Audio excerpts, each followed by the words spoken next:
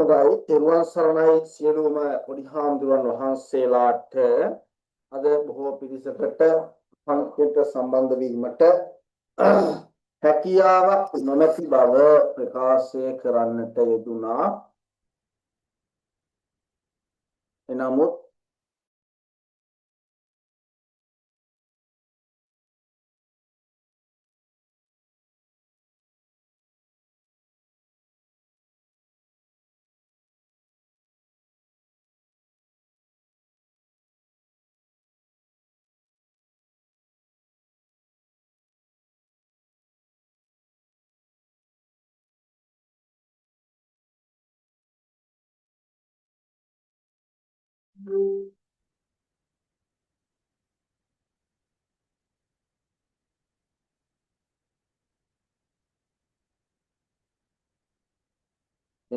පන්තිය සිදු කරන්නට යෙදෙනා මා විසින් වහන්සේලාට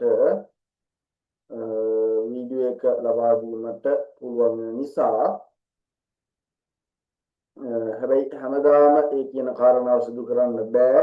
එක දිනක් සම්බන්ධ වීමට නොහැකි වුණා කියලා ගැටලුවක් නැහැ. නමුත් අනිත් හැම දිනකම ඒ දේම සිදු කරන්නට අපහසුයි. මොකද අනියම මට ඉගෙන ගන්න නෙමෙයි පන්තිය සිදු කරන්නේ. මම කතා බහ කරනවා විතරක් නෙමෙයි වහන්සේලා පන්තිය හා එක්වීම අනිවාර්ය වෙනවා. ඒ කියන කාරණේ මතක් කරමින් අපි පන්තියට පටන් ගමු. අද දිනේදී මාතෘකාව හේත්වාභාසයේ තුල තිබෙන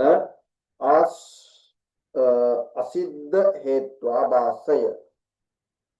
අද මාතෘකාව වෙන්නේ අසිද්ධ හේත්වාභාසය. අසිද්ධ හේත්වාභාසය.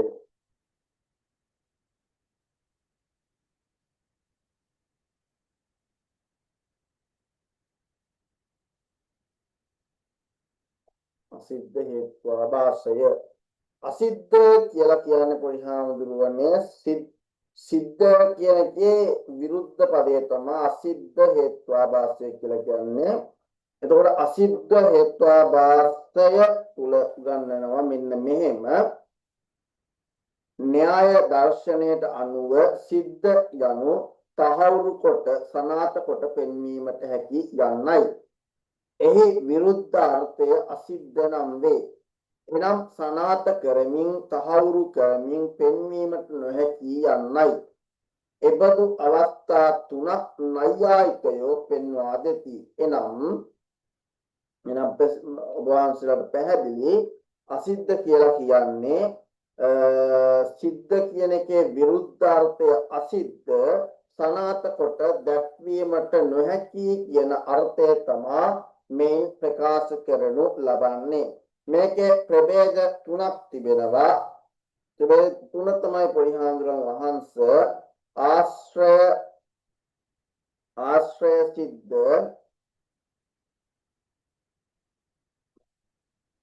ආශ්‍රය සිද්ධ, ඊළඟට ස්වરૂප සිද්ධ, ස්වરૂප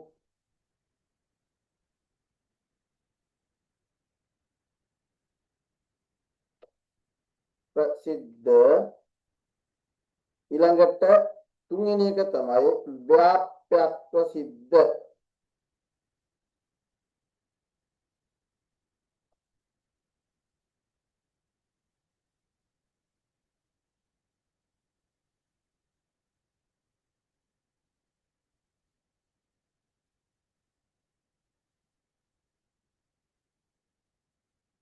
ව්‍යාප්‍යත්වා සිද්ධ.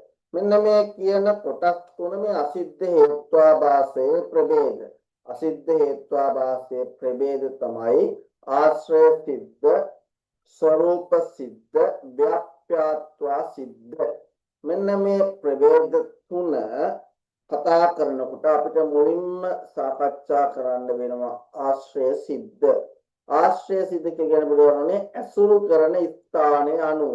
ඇසුරු කරන ස්ථානය අනුව එහෙම නැත්නම් ඒ තර්කය ඉදිරිපත් කරලා තියෙන ස්ථානය අනුව මෙහි වැරදිතාවයන් දකින්නට පුළුවන් වෙනවා.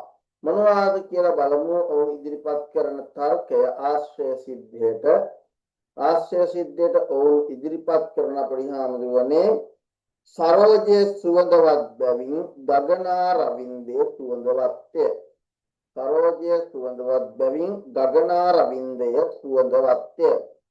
එතකොට සරෝජය කියලා කියන්නේ පරිහාමදුවනේ නෙළුම් මල් වලට. නෙළුම් මල් වලට කියන නමක් තමයි සරෝජය. ඉතින් සරෝජයේ සුවඳයිලු කියන්නේ නෙළුම් මල සුවඳයි. ආන්ගේ නෙළුම් මල සුවඳ හින්දා ගගනා රවින්දේ කියලා කියනවා. අහස් පියුමට නැත්නම් අහස් කුසේ තියෙන පියුම අහස් පියුමට කියනවා ගගනා රවින්දේ. අර නෙළුම් මල සුවඳ නිසා ගගනා රවින්දය සුවඳයිලු.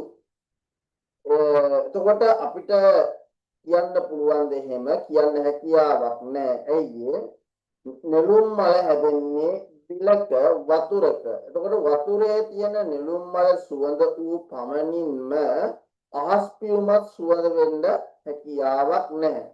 එහෙනම් එයාගේ අන්වය තුළ ඉදිරිපත් කරනවා පියුමක් ඇත්තේ යම් තැනකද එතන සුවඳවත්ය. සුවඳක් නැත්තේ යම් තැනකද එතන පියුමක් නැත. එහෙම කියන්න හැකියාවක් නැහැ. මොකද සුවඳවල් තියෙන හැම තැනම මල් පිපිලා නැහැ. සුවඳ එන්න පුළුවන්. හිතනවා සුවඳක් කිව්වහම සුගන්ධ කියලා කිව්වහම ගඳයි සුවඳයි දෙකම අයිති වෙනවා මේ ගන්ධය කියන කොටස පොඩිගාමු. ගන්ධය කියන කොටස ගඳයි සුවඳයි දෙකම අයිති වුණාට පස්සේ ඒකේ මල් තියෙනවා. එක මල් වර්ග තියෙනවා. ගඳ තියෙන මලුත් තියෙනවා. සුවඳ තියෙන මලුත් තියෙනවා. ඒක මල් තියෙන හැම තැනකම සුවඳ රඳා පවතිනවා කියන්න බෑ. එතකොට මල් තියෙන හැම තැනකම ගගනා රවින්දේ අහස් පියුම සුවඳයි කියලා කියන්න හැකියාවකුත් නැහැ. ඒ නිසා මේක වැරදි තර්කයක් වෙනවා. සරෝජයේ සුවඳවත් බැවින් ගගනා රවින්දේ සුවඳවත්ය කියන එක වැරදි තර්කයක්. එතකොට අන්‍ය සහ ව්‍යතිරේක දෙක නිවැරදිව උක්ත තර්කයේ වැරදි වන්නේ පක්ෂයේ දෝෂයක් නිසාය. එතකොට මේ කියන තර්කය වැරදෙන්න පොඩි හාමුදුරනේ අර අපි කරුවා නේද සාධ්‍ය පක්ෂ ලිංගය කියලා. මෙන්න මෙයාගේ තියෙන ප්‍රශ්නයක් නිසා තමයි මෙන්න මේ කියන ආශ්‍රය සිද්ධ හේත්වාභාසය වරදින්නේ. අසුරු කරන ස්ථානය අනුව තමයි ඒක වැරදිලා තියෙන්නේ. අපි එකක් අරගෙන බලමු. ලිංග පක්ෂ සාධ්‍ය කියන අන්වය අපි හදලා බලමු. අන්වය තුලදී පොඩි හාමුදුරුවන් වහන්සේ මේ අන්වයේ ලිංගයට දානවා මොකද්ද? පියුමක් ඇත්තේ යම් තැනකද පියුමක්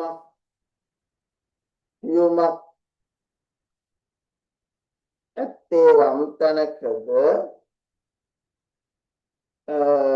එතන සුවඳවත්ය. ඒකට මෙතන අපි එතන කියලාම දාගෙන ආවේ. අපි මෙතෙන්ද දැන් උදාහරණේ පැහැදිලි වෙන්න දාමු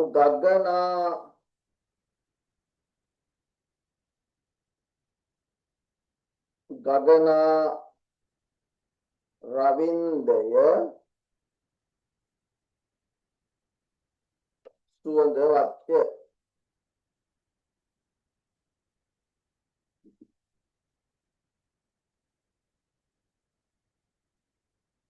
සුවඳවත්ය. එතකොට කියනවා මොකද්ද? පියුමක් තියෙනවා. ඒ පියුම සුවඳවත් නිසා පියුම සුවඳ දැනෙන නිසා ගගනා රවින්දය සුවඳවත් කියලා. ඒ පියුමක් සුවඳ වූ පමණින් අහස් පියුමක් සුවඳ වෙන්න හැකියාවක් ඇත්තේ නැහැ. අන්න ඒ ආශ්‍රය සිද්ධියේ වෙන්න මේ පක්ෂය. මේ පක්ෂය හැම මොහොතකම තිබෙන්නේ මැද. ඒ පක්ෂය මැද තිබ්බ නිසා ඒ පක්ෂයට තියෙන කාරණාව අනුව තමයි පොඩි හාමුදුරුවන් වහන්සේ මේ කියන හේත්වාභාසය මගින් මේ වැරද්ද සිද්ධ වෙන්නේ. ආශ්‍රය කරන ස්ථානය ඒක රැඳිලා පවතින ස්ථානය අනුව පොඩි හාමුදුරුවන් වහන්සේ මේ කියන එක වැරදීමක් නැත්නම් වැරදිභාවයක් සිද්ධ වෙනවා. ඊළඟට කිව්වේ ස්වરૂප සිද්ධ. ස්වરૂපය කියලා කියවම ස්වરૂපයක් යම් කිසි රූපයක ස්වභාවයක්. ආන්ගේ ස්වરૂප සිද්ධිය නිසා මොකද වෙන්නේ? මේ කියන හේත්වාභාසය නැත්නම් වැරද්ද සිද්ධ වෙනවා. බලමු අපි කියවලා හේතුවේ ස්වરૂපය පක්ෂයේ විද්‍යාමාන නොවන තර්කයේ ස්වરૂප සිද්ධ හේත්වාභාසය නම් වේ. ස්වરૂපයන ස්වකීය රූපී තත්වයයි. එනම් එකී වස්තුන්ට ආවේනික ඒ තත්වයයි. එනම් පුෂ්පය ගත් විට එහි ස්වરૂපයන්නේ සුවඳවත් භාවයයි. ප්‍රතිවලින් යුක්ත විට මනරං වීම ආදියයි. මෙහිදී සිදුවන්නේ හේතු ඇති ස්වરૂපය පක්ෂය තුළ විද්‍යාමාන නොවීමයි. ඔවුන් ඒ සඳහා ඉදිරිපත් කරන තර්කය වන්නේ චක්ෂුත්‍රයෙන් සබ්දයේ ගුණයකි. මේ අන්වය සහව්‍යතිරේකී අපි විමසලා බලමු. අසත ගෝචර වන යමක් තිබේද එය ගුණයකි. අසත ගෝචර වන යමක් තිබේද එය ගුණයකි. කියන්න පුළුවන්ද? මොකද කිව්වේ උදාහරණය දුන්න තර්කය තමයි චක්ෂුත්‍රයෙන් සබ්දයේ ගුණයකි. චක්ෂුත්‍රයෙන් සබ්දය ගුණයකි. එතකොට ඇසට ගෝචර වන යමක් තිබේද ඒ ගුණයකි. අන්න වැරද්ද. මොකද්ද? ඇසට ගෝචරය වන කිසිම දෙයක පොඩි හාමුදුරුවනේ ගුණය විතරක් නැහැ. ඇසට ගෝචර වන යමක් වේ නම් ඒවා රූපය. රූපය අනු ගුණයකි. ඒක අන්වය කරගිය. යෝතිරේකේ ගුණයක් නම් ඇසට පෙනීමේ දෙයක් නැත. මන්ද රූපය අනු ගුණයක් වන නිසාය. එසේනම් මෙහි වරද කුමක්ද? වරද ඇත්තේ පක්ෂයෙහි. පක්ෂය අනු ශබ්දයයි. මොකද මෙතන අපි ගත්තේ මොකද්ද? ශබ්දය. ශබ්දයේ පොඩි හාමුදුරුවනේ ගුණයක් වුණාට ආකාශ ද්‍රව්‍ය තුල පවතින එක්තරා දෙයක් තමයි අපි කලින් කතා කරේ ශබ්ද කියන්නේ. හැබැයි ශබ්ද ඇහැට ගුරුතර වෙන්නේ නැහැ. ඇහැට පේනවද ශබ්දය? ඇහැට පේන්නේ නැහැ. එහෙනම් අන්න ස්වરૂප සිද්ධියේ පොඩි හාමුදුරුවන් වහන්සේ උන සිදුවීම තමයි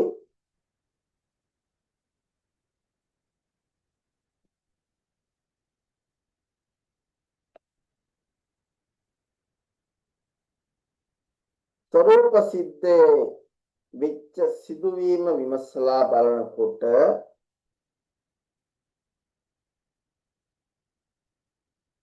මෙතන වැරදෙන්නේ මෙතනත් වැරදෙන්නේ මොකද්ද? ආහාර කියන පක්ෂය. වෙන මෙයා තමයි මෙතන වරදින්නේ. වරදුන්නේ ඇයි? ගෝචරය වෙන ගෝචරය මොකද්ද? ශබ්ද ඇහැට ගෝචරය වෙන්න බෑ. මම කෙටියෙන් දාන්නම් මෙහෙම. ඇසට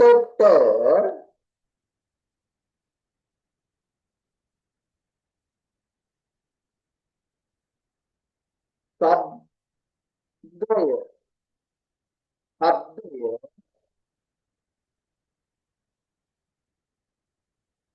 මුදල් තියෙන ඇසට ගෝචර වන ශබ්දය ගුණයකි. ඇසට ගෝචර වෙන ශබ්දය ගුණයකි.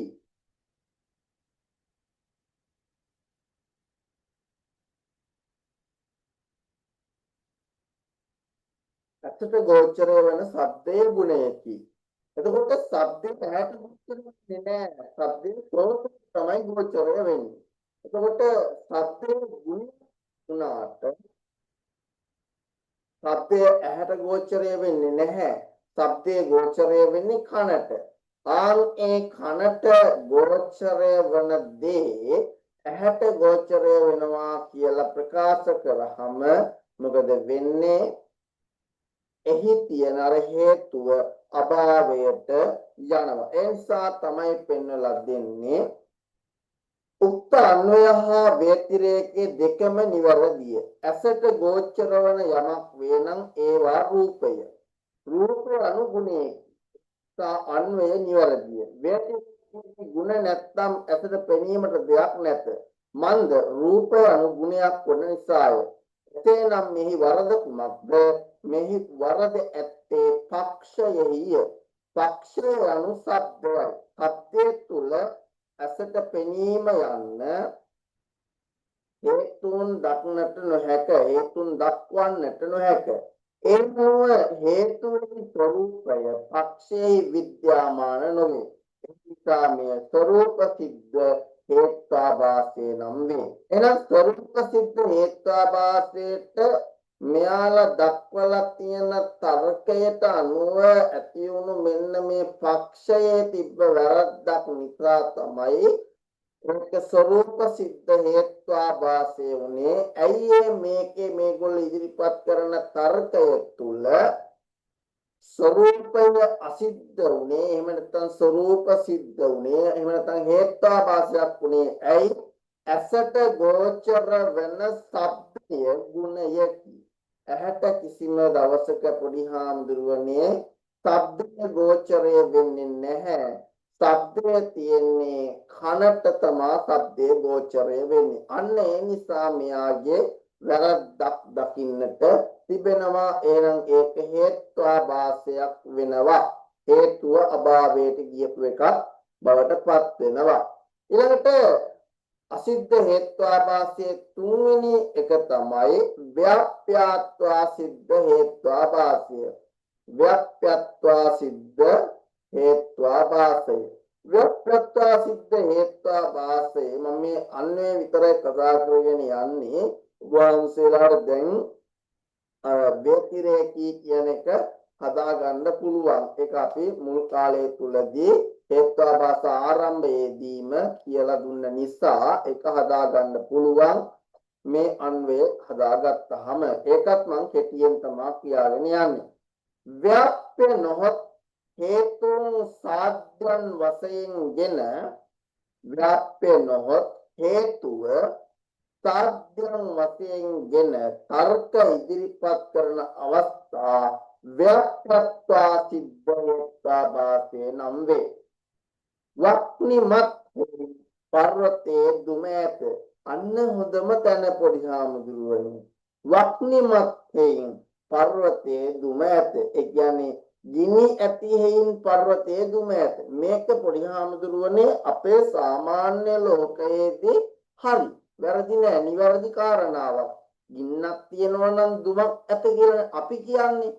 හැබැයි පොඩි හාමුදුරුවනේ හොඳට මතක තියාගන්න. ඒක අපි එක වුණාට අපි කියන එක වුණාට බ්‍රහ්මණයෝ එහෙම නෙමෙයි කියන්නේ. ඒ නිසා මේක වර්ධිනවා. ඔන්න මෙතන තමයි පටල ගන්න තැන. ගිනි ඇතිහිම් පර්වතයේ දුම ඇත කියලා කිසිම දවසක බ්‍රාහ්මණ තර්කයේ කියන්නේ නැහැ. මේ කියනවා ගිනි ඇති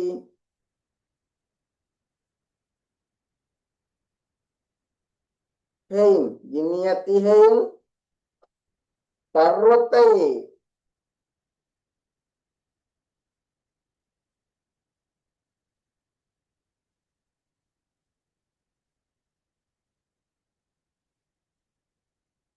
මෙන්න මේ කියන තර්කයේ වැරදි. ඇයි වරදින්නේ?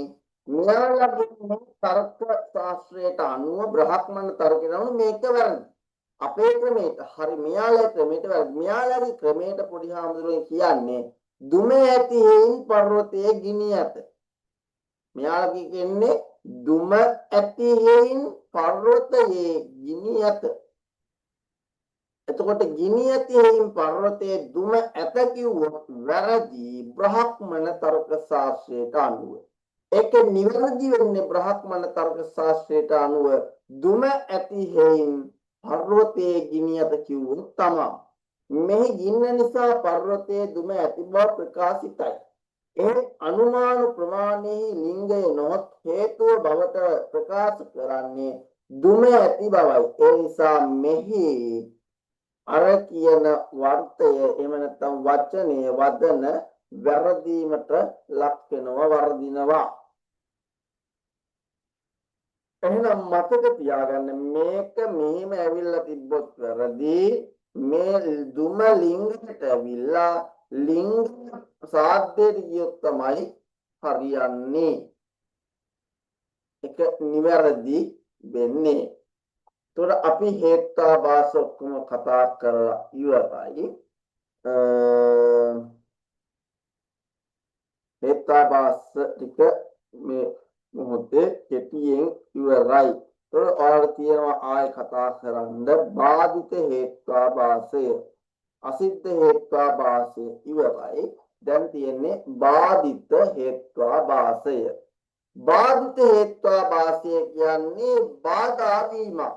එහෙම නැත්නම් බිඳෙන බවක්.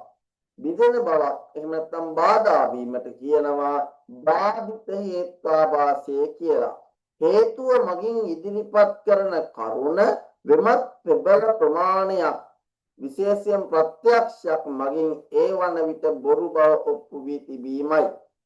බැරි වෙලාවත් උදාහරණය වශයෙන් ගත්තම ගින්න සීතලයි මන්දය ද්‍රව්‍යයක් බැවිනි. එතකොට කවුරු හරි කෙනෙක් යම් කිසි දෙයක් ඉදිරිපත් කරනවා. දැන් ඔබ වහන්සේලාට පුළුවන් කියන්න අහවල් පුද්ගලයා හරිම කපටි. මහා සෙනග මැදට ගිහිල්ලා කවුරු හරි කෙනෙක් දිහා බලලා ඒ සෙනගට කියනවා අහවල් පුද්ගලයා හරි කපටි. හැබැයි එයා කපටි නෑ කියලා අඳුනගත්ත පිරිසක් ඉන්න තැනක කිව්වහම අරගොල්ලෝ ඒ කියන දේ පිළිගන්නේ නෑ, පිළිගන්න කැමති නෑ. අන්න ඒ වගේ කියන දේවල් කොච්චර කිව්වත් පොඩි හාමුදුරුවනේ මෙන්න මේ හේත්වාභාසයට අනුව ඒක වැරදි හේත්වාභාසයක් වෙනවා. කවදාවත් අපිට කියන්න බෑ ගින්න සීතලයි කියලා. ගින්න සීතල වෙන්නේ නැහැ. මොකද එය රත් වෙන ස්වභාවයකින් යුක්ත දෙයක්. ඒක ද්‍රව්‍යයක් වූ පමණින්ම සීතලයි කියන්න බෑ. මන්දේ ද්‍රව්‍යයක් වෙවිනි. දෝෂයේ ගින්න රත් බව අප්‍රත්‍යක්ෂයෙන්ම දනිමු. ගින්දර රස්නේ කියලා අපි තා ප්‍රත්‍යක්ෂයෙන්ම දන්නවා. එබැවින් වෙනත් කුමන හේතුවක් ඉදිරිපත් කළද එම තර්කය බාධිතයි. ඒ තර්කයට බාධාවක් සිද්ධ වෙලා තියෙනවා. බ්‍රාහ්මණ තර්ක ශාස්ත්‍රයට අනුව නිවැරදි දැනුම ලබා ගැනීමට නම් අප ඉදිරිපත් කරන හේතුව එහෙම නැත්නම් මේ ලිංගය කියලා කිව්ව එකට ලිංගය මෙම දෝෂ පහෙන් දුරු විය යුතුය. මේ හේතු පිරික්සීම ලෙස හැඳින්වේ. එහෙනම් හේත්වාභාසය කියලා කියන්නේ මොකද්ද? හේතු පිරික්සීම. හේතුව හොඳට හොයලා බලලා තේරුම් අරගෙන තමයි ප්‍රත්‍යක්ෂය කරන්නට ඕනේ. එහෙනම් අපි යනවා අලුත් මාතෘකාවකට ස්වර්ථානුමානය. අනුමානයේ ප්‍රභේද දෙකක් තියෙනවා. එකක් තමයි ස්වර්ථානුමානය, අනිත් පරාර්ථානුමානය. ස්වර්ථානුමානය සහ පරාර්ථානුභාවය කියලා මේ කියන තර්කයේ කොටස් දෙකක් තියෙනවා. ස්වර්ථානුමානය කියලා කියන්නේ තමන් විසින් ප්‍රත්‍යක්ෂ කරගන්න ආකාරය. තමන් විසින් අනුමානයෙන් දැනගන්න ආකාරයට කියනවා මොකද්ද? ස්වර්ථානුමානය කියලා.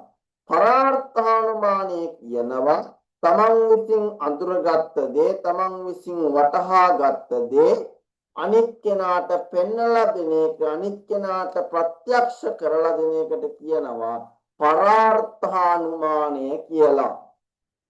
අනුපූර්වක මන්දාත්වයෙන් නිපන් අනුමානය යන පදයට න්‍යායාචාර්ය වක්ෂයායන න්‍යාය භාෂ්‍යයේදී ඉදිරිපත් කොට ඇති අර්ථය වන්නේ දෙවණියට දැන ගැනීම යන්නයි. එහෙනම් මතක තියාගන්න අනුමානය. අනු කියන්නේ අපි කොහොමද දන්නවනේ? අනු කියලා කියන්නේ දෙක කියලා නේද? අනු ධන මානය, අනුධන මානය සමානයි අනු මානය. එතකොට අනුනායක කියන්නේ දෙවෙනියට නායක. එතකොට උපනායක කියන්නේ ඊළඟට නායක. අනුනායක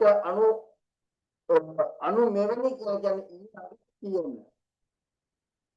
අනුමානය කියන්නේ පොඩ්ඩක් දෙවෙනියට අපි ලබන දේ අනුමානය කියනවා. අනුපූර්වක මන්දාත්වෙන් නිපන් අනුමාන යන පදය න්‍යායචාර්යවරයෙක් අපිට හම්බුණා තර්ක ඉතිහාසයේදී කවුද වත්ස්යායන කියලා කෙනෙක්. එයා ලිව්ව පොතක් මොකද්ද? න්‍යාය භාෂ්‍ය. න්‍යාය භාෂ්‍ය හු දක්වලා තියෙනවා අනු යන්නෙන් දෙවෙනියට නොහොත් පසු යන අර්ථය ඉදිරිපත් කරන අතර මාන යන්නෙන් දැනගැනීම යන අර්ථ ඉදිරිපත් කරයි. මෙහිදී කුමකට දෙවෙනිවද කුමකට පසුවද යන්න පැහැදිලි කරන්නේ ප්‍රත්‍යක්ෂයට දෙවැනිව නොහොත් ප්‍රත්‍යක්ෂයට පසුව දැනගන්නේ යන අර්ථයයි. නෛයායිකයන්ට අනුව ප්‍රධාන ඥාන මාර්ගයේ ප්‍රත්‍යක්ෂය වන අතර අනුමානයේ දෙවැනි ඥාන මගයි. මෙහිදී තවත් වැදගත් කරුණක් නම් ප්‍රමාණ සම්ප්ලව ප්‍රමාණ විප්ලව ප්‍රමාණ පිළිබඳ අදහසයි. නෛයායිකයන්ට අනුව එකම කරුණ විවිධ ඥාන මාර්ග හරහා දැන ගැනීමට හැකිය. එනම් ගින්දර යන්න ප්‍රත්‍යක්ෂයෙන්ද අනුමානයෙන්ද දැන ගැනීමට හැකි වීමයි. ඔවුන් ඒ ප්‍රමාණ සම්ප්ලව ලෙස හඳුන්වයි. එහෙත් බෞද්ධ ආචාර්යවරුන් එක් වස්තුවක් එක් ඥාන මාර්ගයකින්ම පමණක් දැන ගැනීමට හැකියයි ඉදිරිපත් කරයි. එය ප්‍රමාණ විප්ලව ලෙස නම් කරති. තර්ක සංග්‍රහයට අනුව අනුමිති කරණ මනුමානම් අනුමිති ඥානයට හේතු වූයේ අනුමානය.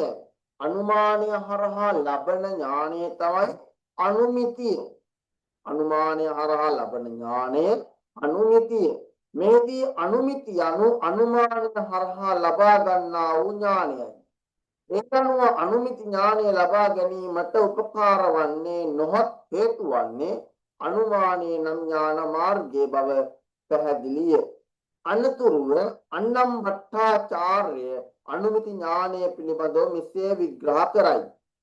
පරමාර්ථ ඥාන මනුමිති පරමාර්ථය හරහා හටගන්නා වූ ඥානය අනුමිති ඥානයේ බව පැවසේ.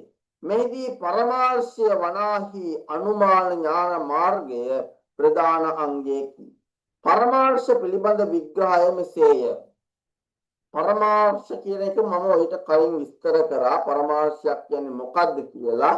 අපි නැවතත් ඉගෙන ගමු. පරමාර්ථය කියන්නේ ව්‍යක්ති විශිෂ්ට පක්ෂ ධර්මතා ඥානම් පරමාර්ථ. ව්‍යක්ති විශිෂ්ට පක්ෂ ධර්මතා ඥානම් පරමාර්ථ.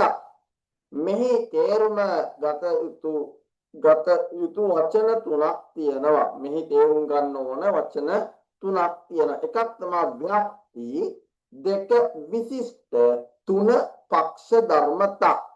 ව්‍යක්ති කියලා කියන්නේ යම් කිසි වස්තු දෙකක් අතර ඇති අන්‍යෝන්‍ය සම්බන්ධය, ගින්න සහ දුම අතර පවතින අන්‍යෝන්‍ය සම්බන්ධතාවයට කියනවා මොකද්ද?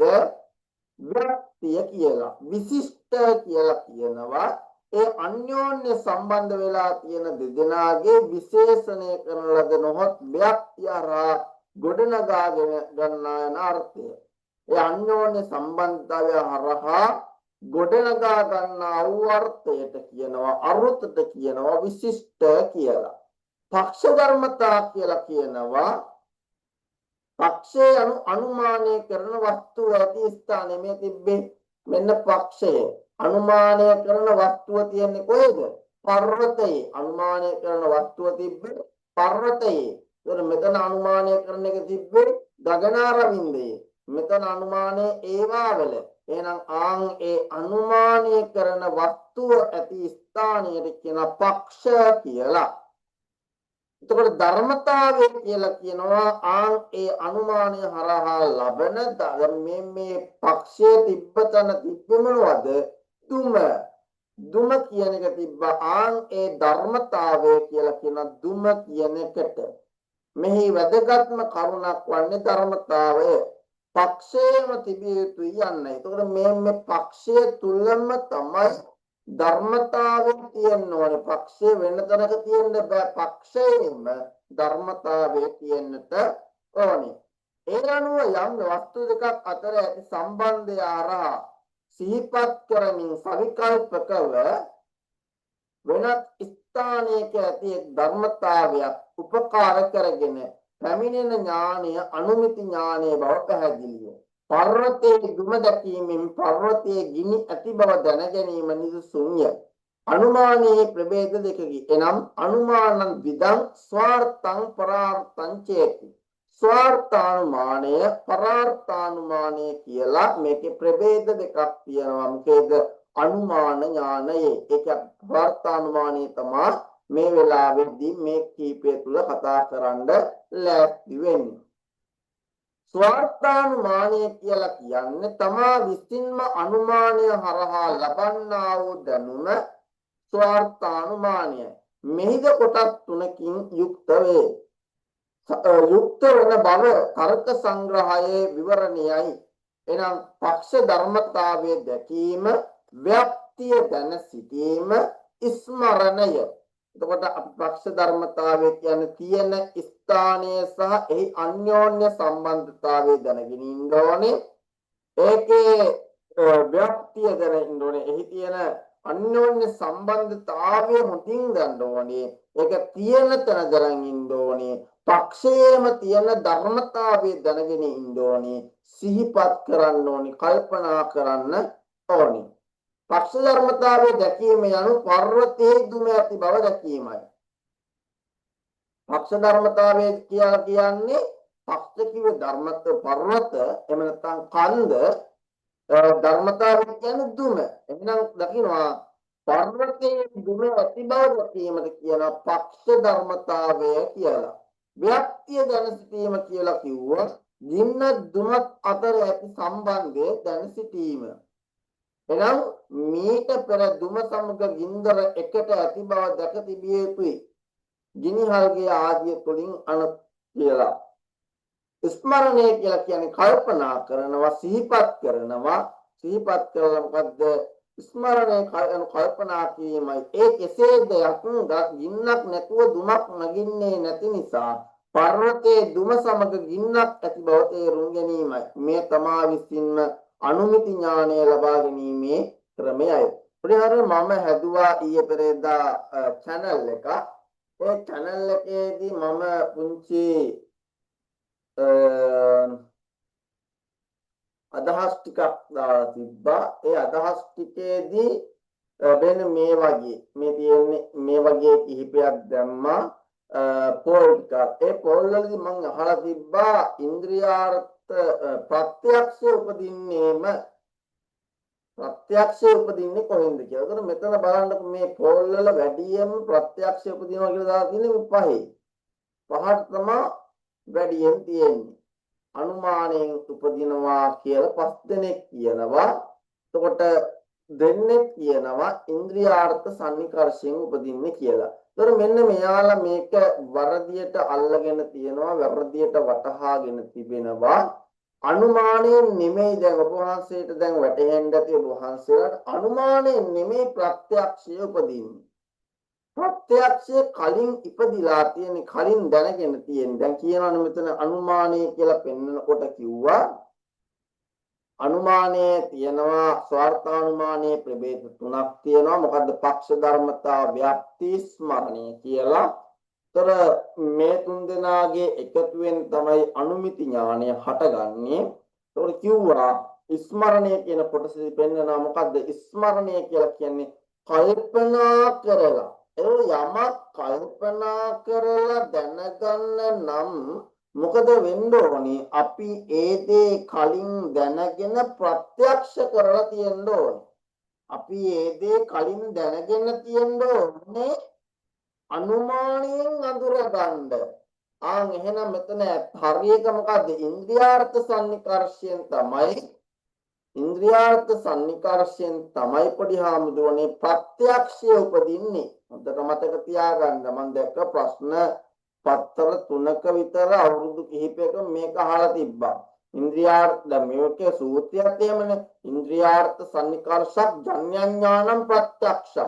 ඉන්ද්‍රියාර්ථ සන්නිකර්ෂං ජඤ්ඤාඥානම් ප්‍රත්‍යක්ෂ. ඉන්ද්‍රියාර්ථ සන්නිකර්ෂයෙන් තමයි ප්‍රත්‍යක්ෂය උපදින්නේ. අනුමානයෙන් වෙන්නේ අර ඉපදිලා තිබ්බ තැනගෙන තිබ්බ ප්‍රත්‍යක්ෂය නැවත සිහි කරලා මතක් කරලා මතකයට ගන්න එක තමයි අනුමානයේදී සිදු කරන්නේ.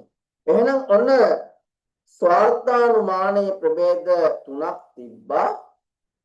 සං අවබෝධ ඒ පදනම් වීම ක්‍රියාවලිය. ඒතර මේ තමන්ගේ දැනුම ලබා ගැනීම මේ මම ඔයාලට කෙටියෙන් දාලා තියෙන්නේ මේකේ විස්තරය.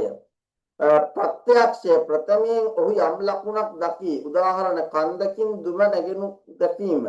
ස්මෘතිය මතක් කරනවා දුම ඇති සෑම තැනම ගින්නක් පවතී යනුවෙන් තමා පෙර ලබාගත් ව්‍යක්ති ඥානය මතක් කරගන්නවා. විනිශ්චය නිගමනයකට එනවා ඒ අනුව මේ කන්දේ දුම පවතින බැවින් මෙහි ගින්නක් තිබිය යුතු යනුවෙන් තමා විසින් තීරණය කරනවා.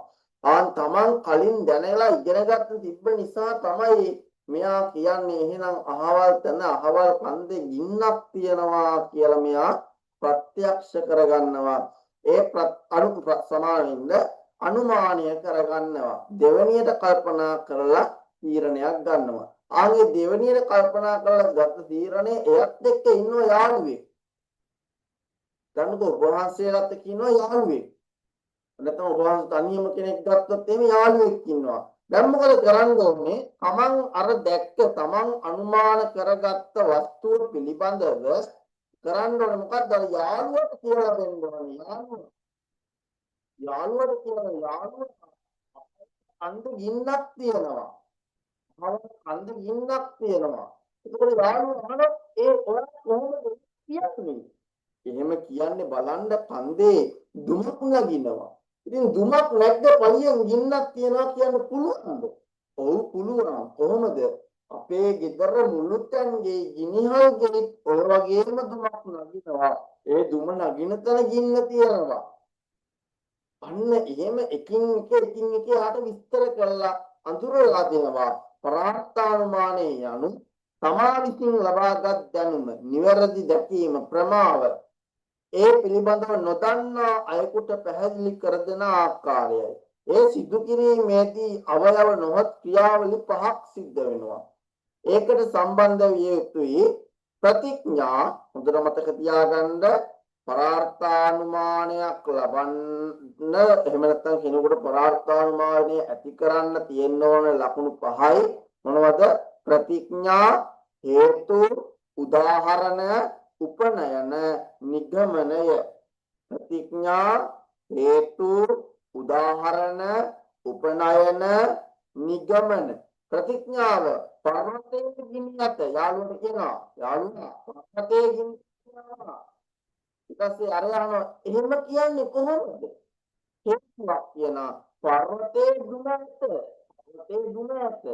අයිතයි දුම තිබ්බා කියලා කොහොමද ගින්නක් තියෙන්නේ? සංවාදයක් වශයෙන් ගොඩනගා ගන්නකො මේක. සංවාදයක් විදියට ගොඩනගා ගන්නකෝ අපි. එහෙම කිව්වා කියලා කොහොමද එහෙම කියන්නේ? උදාහරණයක් කියනවා මුළුතැන්ගේ ගින්න තියෙනවා. අපේ ගෙදර මුළුතැන්ගේ ඔය වගේම ගින්දර තියෙනවා. උපනයනය කරනවා. එතකොට එයා කියනවා එහෙනම් එබඳු දුමක් මෙහි ඇත. ඒ වගේම දුමක් මෙහෙත් තියෙනවා. එහෙනම් නිගමනය කරනවා. එම නිසා මේ පර්වතයේ ගින්දර ඇත. ඒ නිසා මේ පර්වතයේ ගින්දර තියෙනවා. එහෙනම් ප්‍රතිඥායන පර්වතයේ ගිනි සහිත බව අන්‍ය පුද්ගලයාට දැනුවත් කිරීම එසේ ප්‍රකාශ කරන්නේ කෙසේදයි යන්න හේතු නම් වූ දෙවැන්නෙන් විග්‍රහ වේ. එනම් පර්වතයේ දුම තියෙන බව ඔය අන්‍ය පුද්ගලයා ගින්න සහ දුම අතර ඇති සම්බන්ධය හරියාකාර නොදන්නා බැවින් ඔහුට උදාහරණ ආශ්‍රයෙන් පෙන්වලා දිය යුතුයි. එතකොට තමයි කරන්නේ. එහෙම වෙන්නේ කොහොමද කියලා මුළුතැන්ගේ ගින්න හා දුම අතර ඇති සම්බන්ධය ඔහුට කියලා දෙනවා. ඔබට දුමක් පර්වතයේ ඇති බව ප්‍රකාශ කිරීම උපනයනය වන අතර ඒ නිසා පර්වතයේ ගිනි ඇත යන්න නිගමනය කරනවා. ඔන්න භාෂාත්මක ප්‍රකාශනයක්. මගේ භාෂාවෙන් මම තේරෙන විදිහට කියනවා. භාෂාත්මක ප්‍රකාශනයක්. ස්වාර්ථානුමානීය මානසික ක්‍රියාවලියක් වන අතර පරාර්ථානුමානීය එම මානසික අවබෝධය වාක්‍යමකින් ප්‍රකාශ කිරීමකි. මෙහිදී තර්කයේ ශක්තිමත් විය යුතු අතර ප්‍රතිවාදයට ප්‍රතික්ෂේප කළ නොහැකි ලෙස ඉදිරිපත් කළ යුතුයි. පංචවවාද මේක ඕන්තිය ප්‍රතිඥා, හේතු, උදාහරණ, උපනයන, නිගමන. ප්‍රතිඥාව මෙම කන්ද ගින්නෙන් යුක්තය. හේතුව මක්නිසාද එහි දුම පවතින බැවිනි. උදාහරණ යම් තැනක දුමක් ඇද්ද එතන ගින්න ඇත. උදාහරණය මුළුතැන් ගෙහිමෙන් උපනයනේ මෙම කන්දේද පවතින්නේ ගින්න සමග අවියෝජනීයව පවතින එවැනි දුමකි. එහෙනම් නිගමනය කරනවා එබැවින් මෙම කන්දේ ගින්නෙන් යුත්තේ මෙම කන්ද ගින්නෙන් යුත් ඔන්න පරාර්ථානුමානය.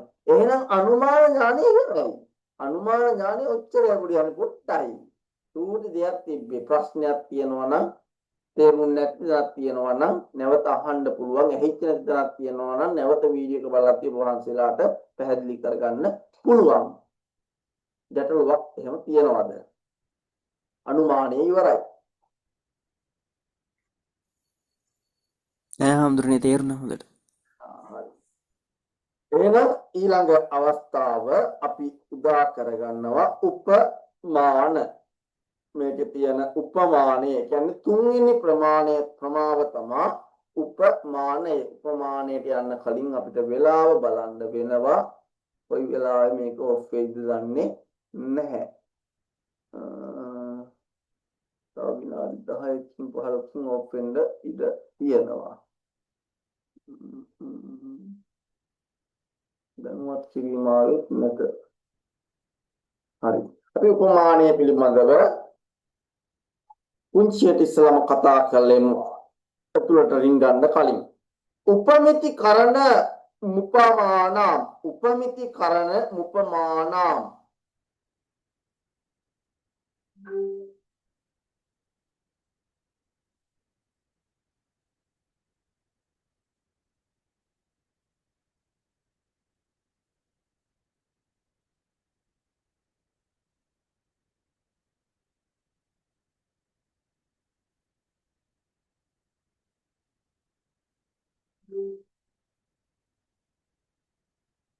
Hello, teruan seranai.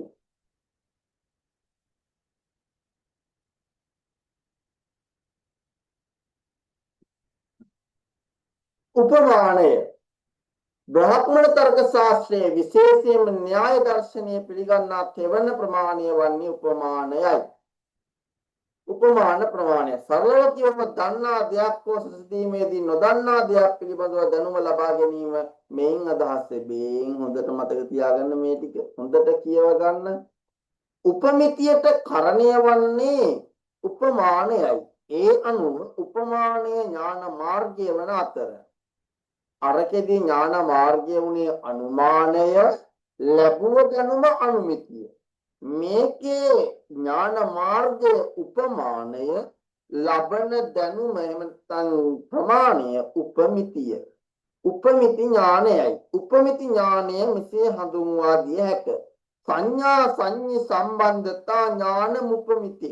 සංඥා සංඤී සම්බන්ධතා සම්බන්ධ ඥාන මුපමිති. සංඥා සංඤි සම්බන්ධ ඥාන මුපමිති.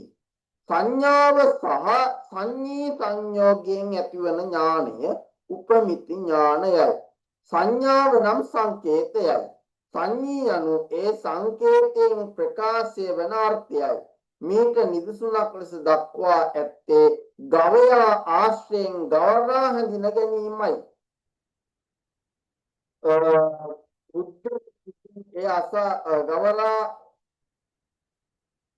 ගවරා හැඳින ගැනීම. ගවරා නොදන්න පුද්ගලයෙක් ගවරා දන්න පුද්ගලයෙකුගෙන් එය අසා දැනගනි. ගවරා යනු ගවයාට සමාන රූපී සතෙකි. එහෙත් ගවරාට ගවයාට මෙන් තැලක් නොමැත. තැල්ල යනු බෙල්ලේ යටට එල්ලී ඇති කොටසයි. ඔන්න පොඩි හාමුදුරුවනේ කවදාවත් ජීවිතේට තව විනාඩි 10කින් අවුට් වෙනවා මේක. ඊට පස්සේ විනාඩි 15කින් ආයේ ඇඩ් වෙන්න. විනාඩි 10න් අයින් වුණා. මම කෙටියෙන් කියන්නම්. ගවරා වහන්සේලා ගවරා දැකලා තියෙනවද? ගවයා දැකලා තියෙනවා. හැබැයි ගවරා දැකලා තියෙනවද? අදද ඒ නම ඇහුව ඊට කලින් ඉගෙනගෙන තියෙනවද? අද ඇහුවා ගවරා. මෙන්න මේ බ්‍රාහ්මණ තර්කයේ මේ ගවරා කියන සතෙක් පිළිබඳව කියනවා. ඒ ගවරා මමත් ඉගෙන ගන්න කාලේ දැක්කේ මේක නම් ගවයානේ. මම දැන් ගවයා තමයි පෙන්වන්න යන්නේ. ඕන දැකලා නැති හින්දා ගවයෙක් පෙන්වන්න යන්නේ. ආයි බලන්න තියෙන දෙයක් තියෙනවද ගවයෙක් පිළිබඳව? අපිට වඩා මොන ගවයෙක්ද නේද?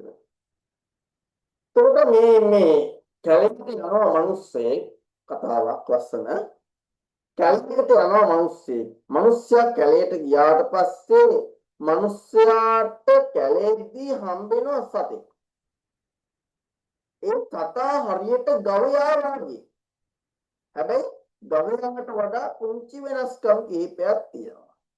එතකොට මෙයා ගමේ ඉන්නකොට ගමේ ඉන්න මිනිස්සෙකුගෙන් අහලා දැනගෙන තිබෙනවා ගවයාට සමාන සතෙක් ඉන්නවා කැලේ ඒ ගවරා කියලා. අපි ඒ කතාව එහෙම නැතුව මෙහෙම යමුකෝ නේද? එහෙම කියොත් තේරුම් ගන්න පුළුවන් වෙනවා ටිකක් තර්කයක් හින්දා අපි පටලවලා යමු. දවසක් මිනිස්සෙක් යනවා කැලේකට. කැලේකට ගියාට පස්සේ මේ කැලේ යන අතරතුරේදී මිනිස්සයාට හම්බෙනවා කැලේදී මේ හරකෙක් වගේ සතෙක්. හැබැයි හරකෙක් නෙමෙයි හරකෙක් වගේ. ඉතින් මිනිස්සයා ඔහොම කැලේ ඇවිදගෙන ගිහිල්ලා ඉතින් තමන්ගේ වැඩේ ඉවර කරලා ගමට එනවා. ගමට ඇවිල්ලා ගමේ ඉන්න මිනිස්සෙකුට කියනවා මම කැලේ ඇවිදගෙන යනකොට මම මේ කැලේ දැක්කා මේ හරකෙක් වගේ සතෙක්. හැබැයි ඌ හරක වගේ වුණාට උගේ හරකගේ තියෙන ගති ලක්ෂණ වලට වඩා වෙනස් ස්වරූපයක් තියෙනවා. ඒ නිසා මට හරියට මේක නිගමනය කරන්න බැරි වුණා ඒ ඉන්නේ ගවේ හරකෙක් කියලා. ඉස්ලාමයේ එතන අනිත් මිනිස්සයා කියනවා මෙයාට කතා කරලා ඔය අහලා තියෙනවද ගවරා කියලා සතෙක් ඉන්නවා. ඒ ගවරා කියන සතත් ඔන්න ඔය වගේමයි.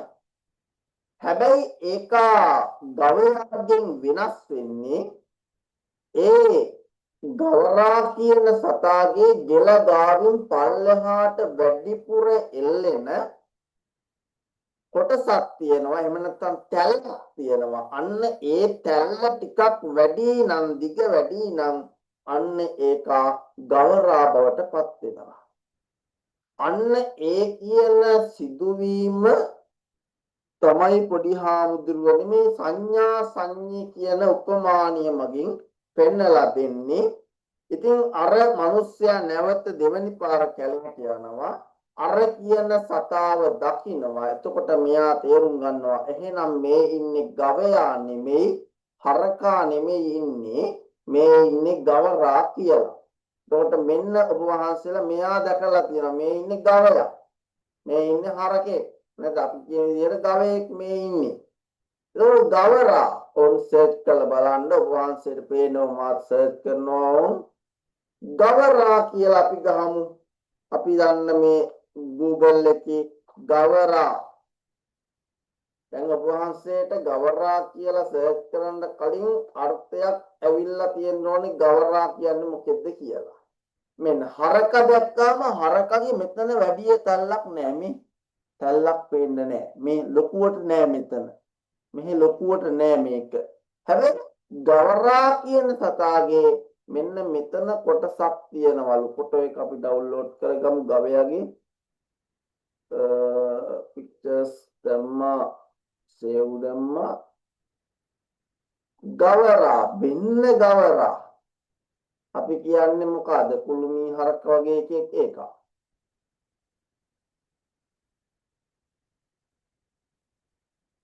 එතකොට මේ ඉන්නේ හරකා නොහොත් ගවයා.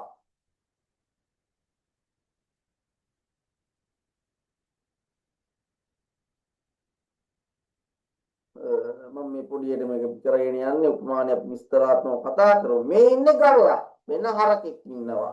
මෙයාගේ බේන් මෙතන පොඩි හාමුදුරනේ මේ තැල්ල නෑ. මෙතන පේනවා කියලා ස්ක්‍රීන්ෂොට් මෙතන තැල්ල නෑ. හැබැයි ගවරගේ තියෙනවා මෙතන අන්න මගුලක් තියෙනවා.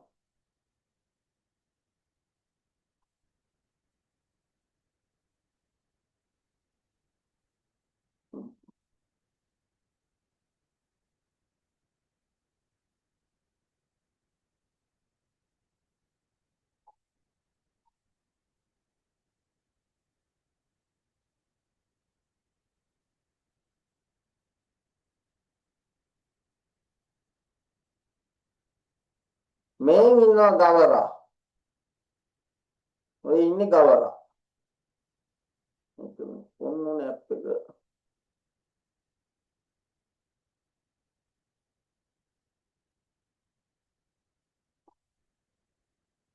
මේ ගවරා. ඉතින් අර කැලේට ගින් ආපු මිනිස්සයාට පැහැදිලි කරලා තියෙනවා මෙන්න මෙයා තමයි ගවරා. එයාගේ හේතුව වෙන්න මේක මේ ගවයා. මෙන්න මෙයා පෙන්නලා තමයි මෙයාව හඳුන්වලා දෙන්නේ. මෙයාව පෙන්නලා තමයි මේ කෙනාව හඳුන්වලා දෙන්නේ. එහෙනම් විනාඩි 3කින් ඔෆ් වෙනවා. ඔබ වහන්සේත් එහෙනම් මෙන්න හරකෙක් ඉන්නවා. මෙන් ගවයෙක් ඉන්නවා. ඒ කාලේ ඒ කැලේට ගියව මිනිස්සයා මේ දෙක දැකලා තිබෙන්නේ අපිට Google තියෙන හින්දා අපිට ඕන දැන් හොයාගන්න පුළුවන් හැකියාවක් තියෙනවා. ඒක සංඥා සංඤී සම්බන්ධ ඥාන මුපමිති. සංඥා සංඤී සම්බන්ධ ඥාන මුපමිති. සංඥාව සහ සංඤී සංයෝගයෙන් ඇතිවන ඥානය උපමිති ඥානයයි. සංඥාව නම් සංකේතය. සංඥානු ඒ සංකේතයෙන් ප්‍රකාශ වෙන අර්ථයයි. මේට නිදසුන් ලෙස දක්වා ඇත්තේ ගවයා ආශ්‍රයෙන් ගවරා හඳුන ගැනීමයි. මෙයා ආශ්‍රයෙන් මේ කෙනා ආශ්‍රයෙන් මේ කෙනාව හඳුන ගැනීම තමයි මේ උපමාණයෙන් කරන්නේ. හඳුන ගැනීමයි. ගවරා රූපී සතකි. එහෙත් ගවරාට ගවිනට මෙන් තැල්ලක් නොමැත. තැල්ලු බෙල්ලේ යටට එල්ලී ඉල්ලීමක් වෙන කොටස මේ මෙයාට වඩා මෙයාගේ මේ කොටස වැඩි. ඇති කොටසයි. ඒ අනුව වෙනස් වන්නේ තැන්න හේතු වෙන්නේ. උක්ත කතාව අසා දැනගත් පුද්ගලයා දිනක් වනයේ ගමන් කරන අතර එහිදී ඔහුට ගවයාට සමාන රූපයක් ඇති සතෙකු හමු වේ. අනතුරුව වනයේ ගවයෙක් සිටිය නොහැකි නිසා කලින් ගවයා සහ ගවරා පිළිබඳව අසා ඇති දැනුම හරහා අර ගවයා සහ ගවරා පිළිබඳ දේ අනුව ඒ දැනුම හරහා ඒ සමානත්වය හරහා මොකද කරන්නේ? අර සමාන අසමානකම් සිහිපත් කරලා කල්පනා කරලා මේ ඉන්නේ ගවයෙක් කියලා මේ ඉන්නේ ගවයෙක් කියලා මේ ඉන්නේ ගවරෙක් කියලා කවුද අර පුද්ගලයා හඳුනා ගැනීමක් සිදු කරනවා. එහෙනම් ඒ හරහා ඉදිරිපත් වෙලා බෙල්ලේ තැල්ක නැති බැවින් මේ ඉන්නේ ගවරෙක්යි දැන ගැනීම උපමිති ඥානයයි. ඒ අනුව කියා දුන් දෙයින් මින් පෙර නොදුටු දෙයක් දැනගනී නම් ඒ උපමිති ඥානයේ බව නයියායිකයන්ගේ අදහසයි. එහෙනම් හරකා හරහා ගවරා දැන ගැනීම ගවයා හරහා ගවරා දැන ගැනීම තමයි උපමිති ඥානය කියලා පොඩි හාමුදුරුවනේ කියන්නේ. අපි ඊළඟ විනාඩි 15ට පස්සේ හම්බෙමු. අදින් බ්‍රහ්මණ තර්ක ශාස්ත්‍රය අවසන් කරන්න පුළුවන් වෙනවා. ප්‍රශ්නයක් තියෙනවා නම් ඉදිරිපත් කරන්න තත්පර කීපයක් ඇති.